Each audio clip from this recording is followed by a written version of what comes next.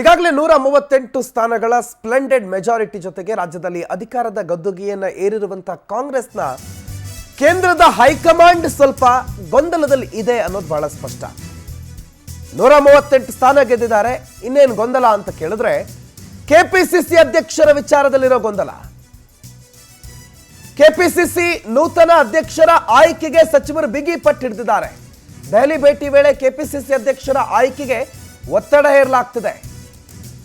ಒತ್ತಡ ಒಂದ್ ಕಡೆ ಆದ್ರೆ ಸುಲಭಕ್ಕೆ ಸ್ಥಾನ ಖಾಲಿ ಮಾಡಿಸೋದಕ್ಕೂ ಕೂಡ ಸುಲಭದಲ್ಲಿ ಆಗಲ್ಲ. ಕೆಪಿಸಿಸಿ ಅಧ್ಯಕ್ಷ ಸ್ಥಾನ ಬಿಡಬೇಕಾ, ಮುಖ್ಯಮಂತ್ರಿ ಮಾಡಿ ನನ್ನ ಅಂತ ಹೇಳಿ ಬೇರೆ ಸಿಎಂ ಪಟ್ಟಕ್ಕೆ ಒತ್ತಾಯ ಮಾಡೋ ಸಾಧ್ಯತೆ ಇದೆ. ಹಾಗಾಗಿ ಹೈಕಮಾಂಡ್ ಏನ್ ಮಾಡೋಣ ಅನ್ನೋದ್ರ ಬಗ್ಗೆ ತಲೆ ಕೆಡಿಸ್ಕೊಂಡಿದೆ.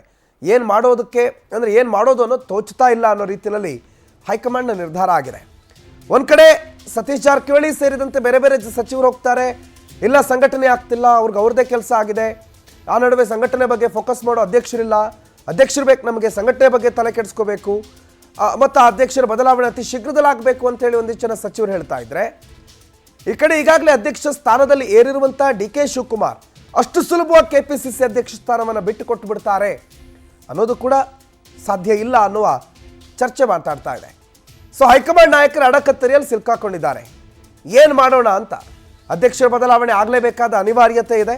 ಹಾಗಂತ ಅಧ್ಯಕ್ಷರ ಬದಲಾವಣೆ ಮಾಡೋದಕ್ಕೆ ಹೋದರೆ ಅದ್ರ ಜೊತೆ ಇನ್ನೊಂದಿಷ್ಟು ಟಾಸ್ಕ್ಗಳು ಅಥವಾ ಇನ್ನೊಂದಿಷ್ಟು ಬೈ ಒನ್ ಗೆಟ್ ಒನ್ ಅನ್ನೋ ರೀತಿಯಲ್ಲಿ ಹೈಕಮಾಂಡ್ ಸ್ವೀಕರಿಸಲೇಬೇಕಾದ ಅನಿವಾರ್ಯತೆಗಳು ಕೂಡ ಇಲ್ಲಿ ಸ್ಪಷ್ಟವಾಗಿ ಕ್ರಿಯೇಟ್ ಆಗಿದೆ. ದೀಪ ಈ ಬಗ್ಗೆ ಮಾಹಿತಿ ಕೊಡ್ತಾರೆ. ನೇರ ಸಂಪರ್ಕದಲ್ಲಿ ನ್ಯೂಸ್ ಡೆಸ್ಕ್ನಿಂದ ಲೈವ್ನಲ್ಲಿ ಜಾಯ್ನ್ ಆಗಿದ್ದಾರೆ. ದೀಪ, ಗುಡ್ ಮಾರ್ನಿಂಗ್. ಕಾಂಗ್ರೆಸ್ನಲ್ಲಿ ಒಂದು ಕಡೆ ಹೈಕಮಾಂಡ್ನ ಪಾಡು ಅಡಕತ್ತೇರಿಯಲ್ಲಿ ಸಿಲುಕಿರೋ ಅಡಕೆ ಥರ ಆಗ್ಬಿಟ್ಟಿದ್ಯಾ ಅಂತ, ಒಂದ್ ಕಡೆ ಏನೂ ಮಾಡೋದಕ್ಕಾಗದೆ ಒದ್ದಾಡ್ತಾ ಇದ್ದಾರಾ? ಯಾಕೆ ಹೀಗಾಗಿದೆ ಕಾಂಗ್ರೆಸ್ನಲ್ಲಿ? ಸದ್ಯದ ಪರಿಸ್ಥಿತಿಯಲ್ಲಿ ಕೆಪಿಸಿಸಿ ಅಧ್ಯಕ್ಷ ಸ್ಥಾನ ಬದಲಾಗಬೇಕು ಅನ್ನುವಂತಹ ನಿಟ್ಟಿನಲ್ಲಿ ಅನೇಕ ಸಚಿವರುಗಳು ಹಲವಾರು ತಿಂಗಳುಗಳಿಂದ ಹೈಕಮಾಂಡ್ ಮೇಲೆ ಒತ್ತಡ ತರ್ತಿದ್ದಾರೆ. ಪ್ರಮುಖವಾಗಿ ಒಂದು ಹುದ್ದೆ ಒಂದು ಅನ್ನುವಂತಹ ನಿಯಮದ ಅಡಿಯಲ್ಲಿ ಇರಬೇಕು ಅನ್ನುವಂತಹದ್ದು ಒಂದು ಕಡೆ ಆದ್ರೆ, ಪೂರ್ತಿ ಪ್ರಮಾಣದ ಕೆಪಿಸಿಸಿ ಅಧ್ಯಕ್ಷರು ಬೇಕು ಅನ್ನುವಂತಹದ್ದು ಕೂಡ ಅವರ ಇನ್ನೊಂದು ಒತ್ತಾಯ. ಯಾಕಂದ್ರೆ ಪಕ್ಷ ಸಂಘಟನೆಯಲ್ಲಿ ಕಾಂಗ್ರೆಸ್ ಮತ್ತಷ್ಟು ಹಿಂದೆ ಬೀಳ್ತಿದೆ, ಜಿಲ್ಲಾವಾರು ಸಂಘಟನೆಯಲ್ಲಿ ಸಮಸ್ಯೆ ಆಗ್ತಿದೆ ಅನ್ನುವಂತಹ ನಿಟ್ಟಿನಲ್ಲಿ ಪೂರ್ಣ ಪ್ರಮಾಣದಲ್ಲಿ ಆಫೀಸಲ್ಲಿ ಕೂತು ಕೆಲಸ ಮಾಡುವಂತಹ ಕೆಪಿಸಿಸಿ ಅಧ್ಯಕ್ಷರು ಬೇಕು. ಡಿ.ಕೆ. ಶಿವಕುಮಾರ್ ಅವರಿಗೆ 2-3 ಖಾತೆ ಇರೋದ್ರಿಂದ ನಿಭಾಯಿಸುವುದು ಕಷ್ಟ ಆಗ್ತಾ ಇದೆ ಅನ್ನುವಂತಹದ್ದು ಒಂದು ಕಡೆ ಆದ್ರೆ, ಮತ್ತೊಂದು ಕಡೆ 2.5 ವರ್ಷದ ಬಳಿಕ ಅಂದ್ರೆ ಅವರ ಒಂದು ಅವಧಿ ಮುಗಿಯುವಂತಹ ಸಮಯದಲ್ಲಿ ಬೇರೆಯವರಿಗೆ ಕೊಡಬೇಕು ಅನ್ನುವಂತಹದ್ದು ಕೂಡ ರೈಟಿಂಗ್ ಅಲ್ಲಿ ಇದೆ ಅನ್ನುವಂತಹದ್ದು ಸಚಿವರುಗಳ ಮಾತು.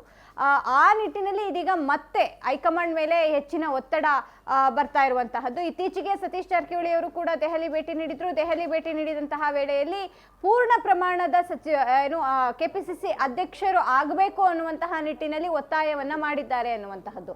ಇದರ ಜೊತೆಗೆ ಅಟ್ಲೀಸ್ಟ್ ನೀವು ಕೆಪಿಸಿಸಿ ಅಧ್ಯಕ್ಷ ಸ್ಥಾನ ಬದಲಾವಣೆ ಮಾಡ್ತೀವಿ ಅಂತನಾದ್ರೂ ಹೇಳ್ಬೇಕು, ಅಥವಾ ಅವರನ್ನೇ ಮುಂದುವರಿಸ್ತೇವೆ ಅನ್ನುವಂತಹದ್ದನ್ನಾದ್ರೂ ಹೇಳಿ ಸ್ಪಷ್ಟನೆ ನೀಡಿ ಅನ್ನುವಂತಹ ಒತ್ತಾಯ ಹಾಕಿದ್ದಾರೆ.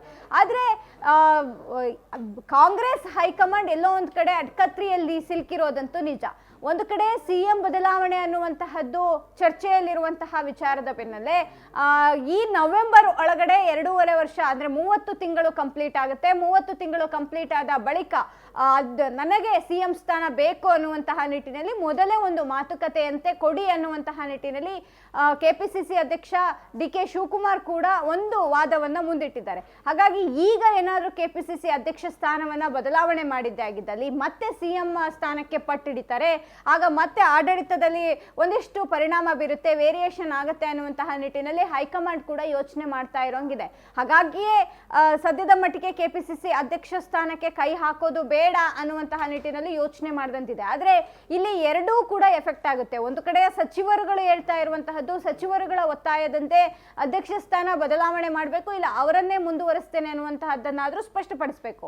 ಇನ್ ಕೇಸ್ ಏನಾದ್ರೂ ಅಧ್ಯಕ್ಷ ಸ್ಥಾನ ಬದಲಾವಣೆ ಮಾಡೋದಿಕ್ಕೆ ಹೋದ್ರೆ ಇಲ್ಲಿ ಆಡಳಿತದ ಮೇಲೆ ಪರಿಣಾಮ ಬೀರುವಂತಹ ರೀತಿಯಲ್ಲಿಯೇ ಡಿ.ಕೆ. ಶಿವಕುಮಾರ್ ನಡ್ಕೊಳ್ತಾರೆ ಅನ್ನುವಂತಹದ್ದು ಕೂಡ ಹೈಕಮಾಂಡ್ ಗಮನದಲ್ಲಿದೆ. ಹಾಗಾಗಿ ಸದ್ಯದ ಮಟ್ಟಿಗಂತೂ ಹೈಕಮಾಂಡ್ ಯಾವ ಸ್ಟೆಪ್ ಅನ್ನ ತೆಗೆದುಕೊಳ್ಬೇಕು ಅನ್ನುವಂತಹ ಒಂದಿಷ್ಟು ಗೊಂದಲದಲ್ಲಿರೋದಂತೂ ಸತ್ಯ. ಪ್ರಣತ್, ಥ್ಯಾಂಕ್ ಯು ದೀಪ ಮಾಹಿತಿಗೆ.